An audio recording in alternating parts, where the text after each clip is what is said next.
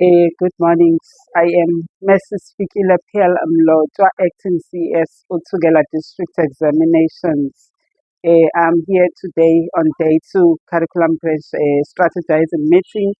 We are here as a Department of Education representing all the districts, and the main aim is to maintain our number one position in terms of the pass percentage or the pass rate of the KZN.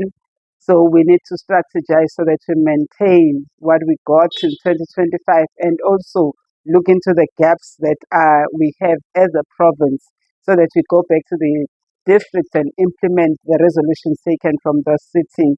What is interesting more is that we are not talking to the high flyers only, but we also cover the progress learners so that they also take part in terms of the improvement or learner attainment in the KZN as a province. So when we move from this meeting, it is our duties as the district officials to go back, involve schools, involve circuit managers, so that we speak one language as a province in order to ensure that KZN stays at the top and also our learners get good results. Thank you.